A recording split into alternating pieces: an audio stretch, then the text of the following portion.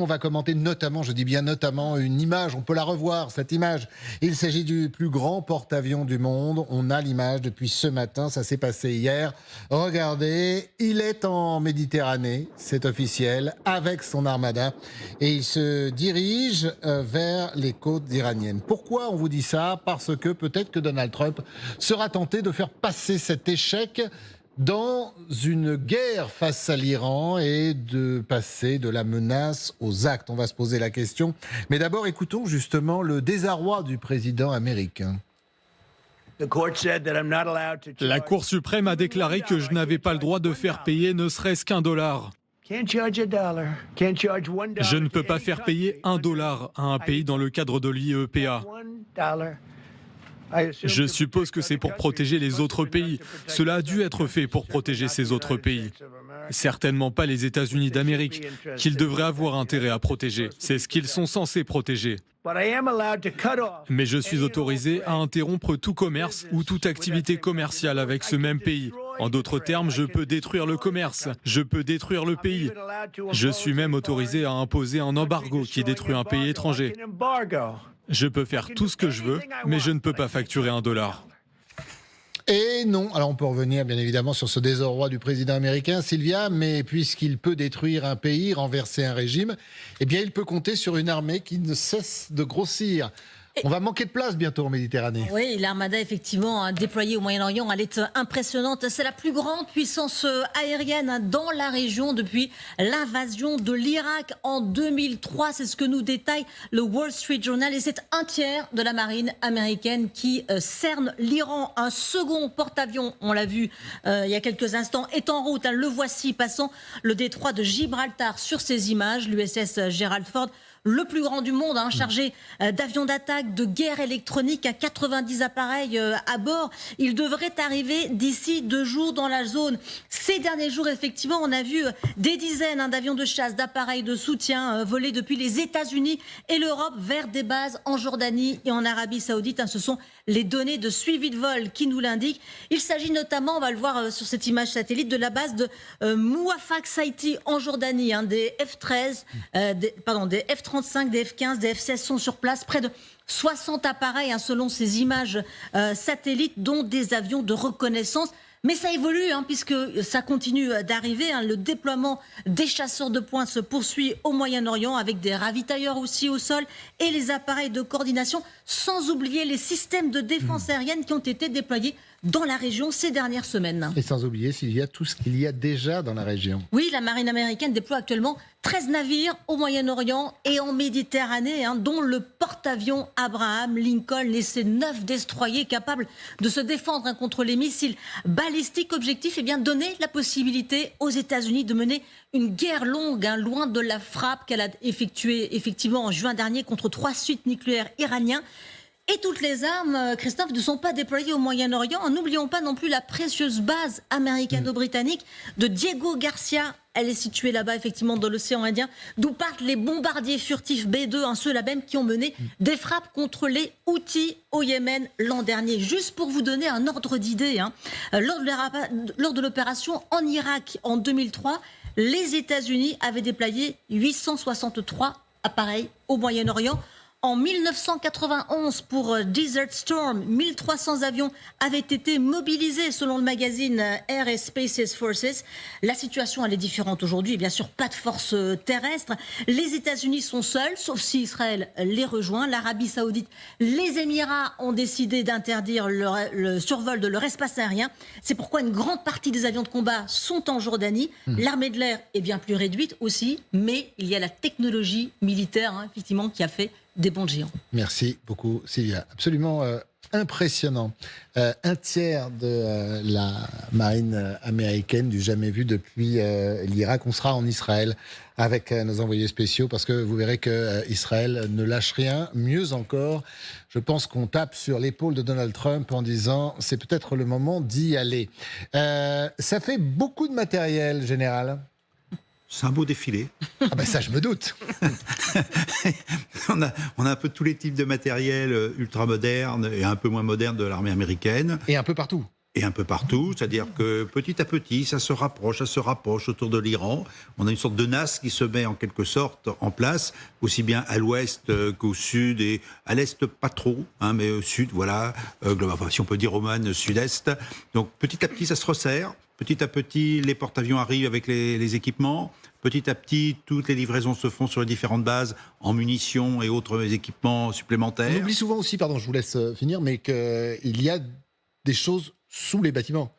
Il y a des sous-marins nucléaires. Ah ben les sous-marins, oui. Alors on ne sait pas combien là, il n'y a pas eu de communication sur les sous-marins. Il y en a quoi en général, juste? Je m'adresse aux militaires. oui. Sous un... Nous, c'est quoi? Sous le Foch, c'est quoi? C'est 2? Non, c'est un. C'est 1? Normalement, on met un groupe aéronaval comprend un sous-marin, mais c'est pas en dessous, c'est loin devant. Non, mais quand je dis en dessous, bah oui, sous la mer. Il fait du renseignement.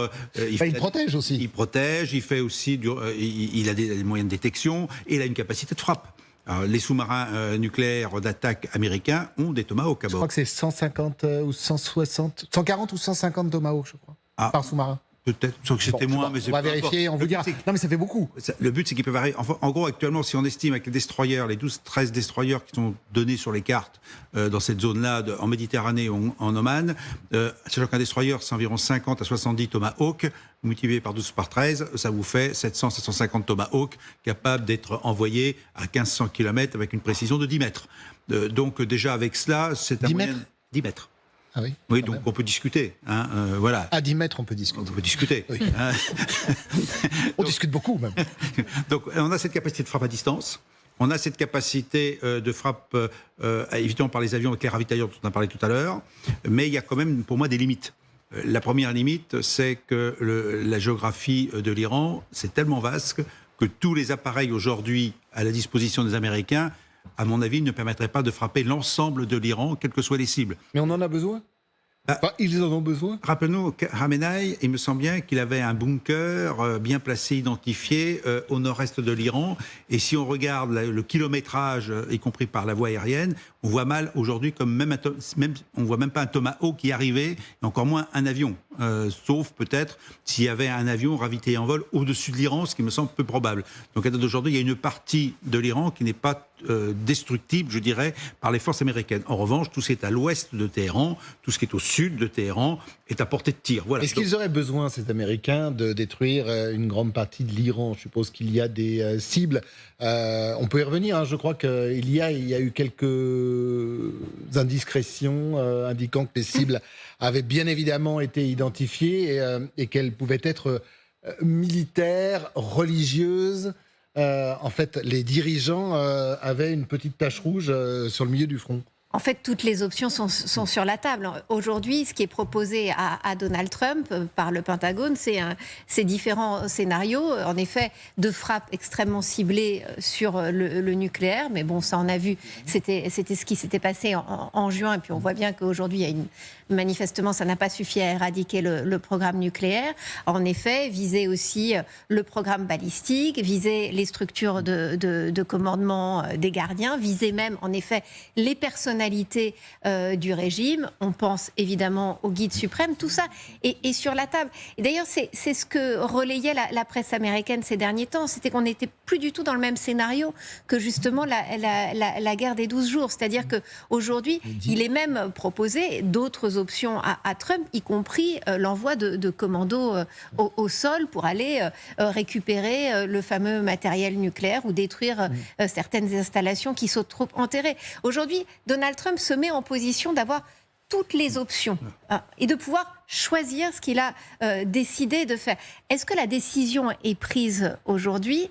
Ça, on ne le sait pas encore. Le renseignement militaire sera absolument clé aussi dans les prochains jours, parce qu'il y a aussi des moments où peut-être certains justement chefs militaires, chefs religieux peuvent être parfaitement identifiés, et à ce moment-là, ça peut aussi pousser Donald Trump à agir. En fait, on ne sait pas aujourd'hui si toute cette mobilisation inédite annonce en effet cette opération imminente ou annonce un énorme coup de pression pour pousser les Iraniens à négocier. Alors, on va parler des négociations et des Iraniens, bien évidemment, dans un instant. Juste, je voudrais qu'on mette les pieds dans le plat. Vous nous avez dit que l'agenda politique de Donald Trump, discours de l'Union, c'est mardi, bien évidemment. Bon, on y va. Est-ce que un Donald Trump empêtré dans des affaires, avec une politique intérieure qui ne fonctionne pas vraiment, qui a pris un revers sur ce qui était son arme fatale, est-ce qu'il peut se dire j'ai tous les moyens, donc allons-y. Le va-t-en-guerre est de retour, au moins comme ça on parlera d'autre chose. Ça peut être un argument pour le décider effectivement à frapper, même s'il entretient l'illusion encore d'un accord possible avec les Iraniens, comme les Iraniens eux-mêmes disent d'ailleurs, il y a toujours des discussions. Alors on va voir, c'est très étonnant d'ailleurs, notamment sur le nucléaire. Négocier sur un certain nombre de choses, y compris sur le nucléaire, dont on voit bien d'ailleurs que le nucléaire iranien, ou ce qu'il en reste, est très difficilement atteignable par les Américains, parce que les cibles prioritaires, ce serait... Alors elles ont déjà été frappées effectivement lors de la guerre des 12 jours, ou à la suite de la guerre des 12 jours, mais surtout... ce qui reste et ce qui intéresse le plus les Américains, on ne sait pas trop où c'est. Peut-être que le Mossad le sait, qu'il a transmis aux Américains, mais c'est pas non plus évident. Et en tout cas, ça serait probablement enterré dans la fameuse montagne de la Pioche, qui est au sud de Téhéran. Mais pour le reste, on ne peut pas imaginer, enfin moi j'ai beaucoup de difficultés à penser que Trump en resterait là et ordonnerait à son armada de faire demi-tour après avoir obtenu un accord qui serait de toute façon tronqué, c'est-à-dire ça serait une apparence d'accord, car les Iraniens, sur la question du nucléaire comme sur les autres sujets, sont extrêmement retors, et on a vu jusqu'à présent, au fil de l'histoire, les dernières décennies montrent qu'ils ne respectent jamais ce qu'ils signent. Alors justement, Martine, un Donald Trump vexé, humilié par une politique intérieure, et on le voit, le choix notamment, ou la trahison, si on se met de son côté, de celles et ceux qu'il a nommés, est-ce qu'il pourrait être tenté de se dire je pars en guerre ? Oui, c'est un coup d'accélérateur supplémentaire, bien sûr, et connaissant le côté sanguin du personnage, bien sûr qu'il ne veut pas en rester là. Mais en même temps, j'ai beaucoup de mal à imaginer qu'il ne frappera pas, de toute façon. Parce que, oui, demain... Peut-être ben que oui, peut-être ben que non. Moi, j'y crois pas du tout. Parce qu'on ne déploie pas une force pareille pour rien, avec les moyens, et les moyens considérables, y compris les moyens financiers, déployés. Et ensuite, ça veut dire quelque chose. Et le fait aussi, le timing, parce que Magali a eu tout à fait raison de signaler le discours sur l'état de l'Union, mais il s'est toujours donné, là, si vous voulez, on arrive petit à petit dans les fameux 10 jours évoqués. Il y a c'est ça. Il y a quelques heures. Oui, par les 10 à 15 Donald jours, Trump. il y a quelques heures. C'était bon. Et ces histoires d'accords, il faut être clair et il faut être sérieux. Ce sont des bouts de papier. Je veux dire, quand Jared Kushner et Steve Witkoff demandent à Arakchi, le ministre iranien des Affaires étrangères, lors des dernières, on peut même pas parler de discussion, de fournir quelque chose de concret et tout. Enfin, c'est de la blague. Il n'y a rien qui colle, de toute façon. Donc, si vous voulez, puis il y a une certaine aussi, je sais qu'on va aller en Israël, mais il y a une certaine aussi confiance du côté israélien qui montre que l'allié de Donald Trump, finalement, il est prêt. Et il n'était pas prêt. Il y a 15 jours, il y a 3 semaines, il n'était pas prêt. Alors, c'est surtout ça, vous avez raison, voilà, Martine, que l'on va voir dans quelques instants, et on partira en Israël. Alors, c'est un pays prêt, mais c'est surtout un pays qui est d'ores et déjà en état d'alerte. Oui. Donc voilà, qui se prépare à une éventuelle action. Bon, on va revenir quand même sur ces négociations.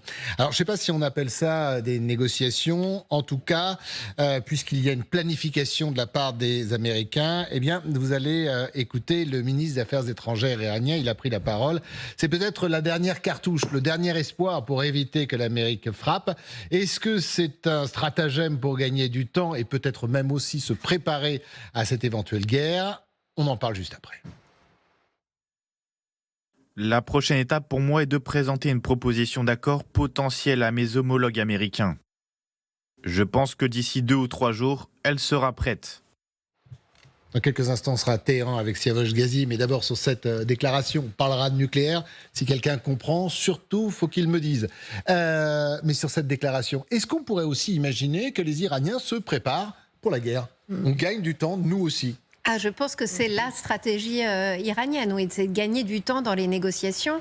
Et on voit que le premier round des négociations n'avait absolument rien donné, le deuxième pas beaucoup plus.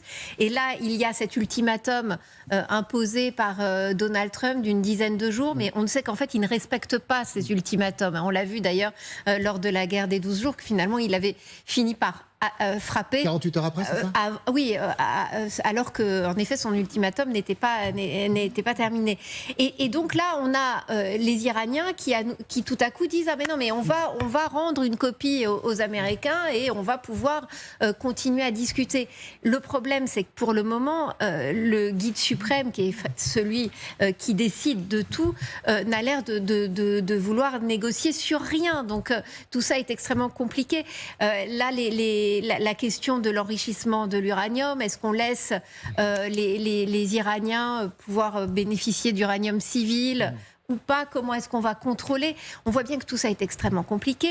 En plus, il y a cette pression. Peut-être trop pour Donald Trump, d'ailleurs, vous avez raison. Il y a cette pression israélienne sur. Il n'est pas question d'accepter un deal qui ne parlerait que de nucléaire. Nous voulons aussi parler du stock de missiles balistiques. Il y a quand même eu 30 morts en Israël au mois de juin avec Et ça, les Israéliens ne lâcheront pas. Nous voulons parler, en effet, des proxys. Et donc, il y a énormément de demandes, de revendications israéliennes. Et c'est vrai qu'on voit mal aujourd'hui, vu l'état actuel, ce ne sont pas des négociations, en fait, de ces discussions. Comment, là, dans les 2-3 jours, tout à coup, comme par miracle, on pourrait aboutir à un deal. Puis rappelons que si c'est juste pour négocier sur le nucléaire, il y avait un accord. Il y avait un accord qu'a déchiré Donald Trump en disant que ce n'était pas suffisant lors de son premier mandat.